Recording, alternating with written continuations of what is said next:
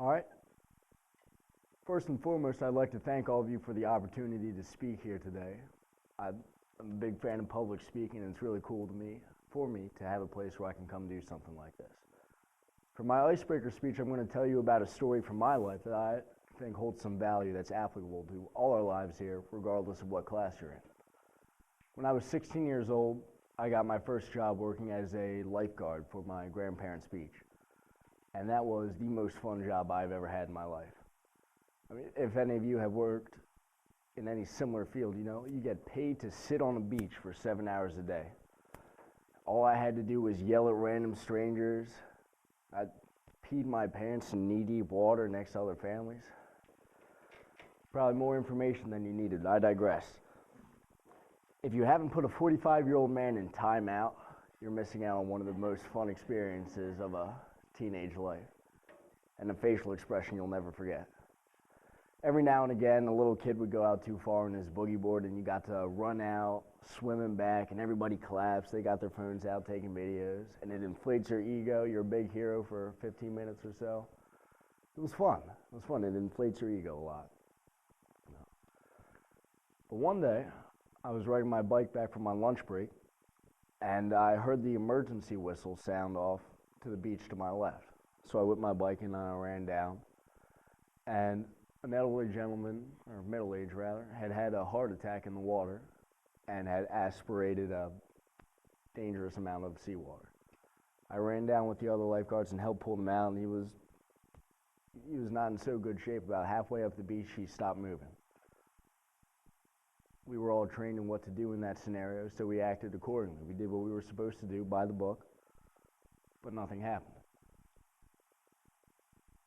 So we loaded him onto the ambulance. The EMTs took him from there, and he went on his way. And behind me, the family was there, acting like you would guess any family would in that situation. They were crying. They were on top of each other. They were holding each other. It was very sad to see.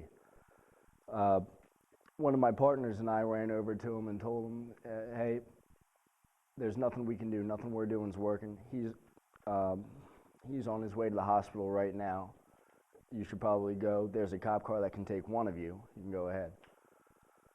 Now, as time has passed since that day, a lot of the details, a lot of the specifics have faded, but the one thing I will never forget is a girl that was there with the family, about my age, 16, 17, something like that, looked and asked, why?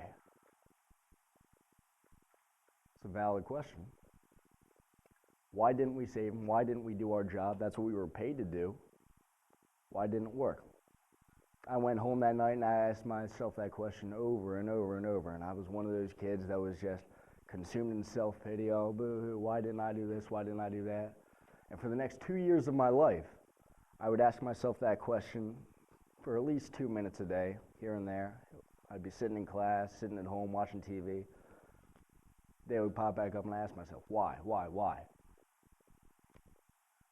Such a waste of time. 10% of my life wasted thinking about what I could have done differently. And oddly enough, it took me coming here to reconcile that. After PT or parade or whatever, what have you, all my classmates and I would get together in the lodge or one of our rooms and we'd do what we as freshmen do. We complain. Oh well. And just about every one of my classmates says something that sounds virtually the same. Oh man, this training sucks. Why are we doing this? It's not even helpful. Ugh. And it sounded familiar. I thought back 2 years ago during the initial training period of becoming a lifeguard, and a person to my left, or my right, whoever it was, started complaining like, man, I've learned CPR 8 times. This is ridiculous. Why are we learning this again? It's ridiculous. And the more I became cognizant of that fact, the more I started to see more of that behavior around the Citadel. And I'm sure you've all seen that. I know you've all seen that. We have an FTX this weekend. Shoot me now. We have to do PT how many days a week? Oh my God. And then I started to realize something. That training, that repetitive nonsense over and over and over and over again, when you're in the moment, that's all you have. That's all you have to rely on. And if you train with intensity, if you do what you're supposed to do to prepare, And you don't have to ask yourself that question, why? It took me too long to realize that. So my advice to you,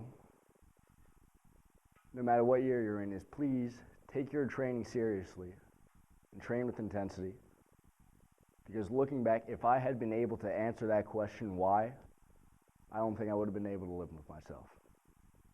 Thank you.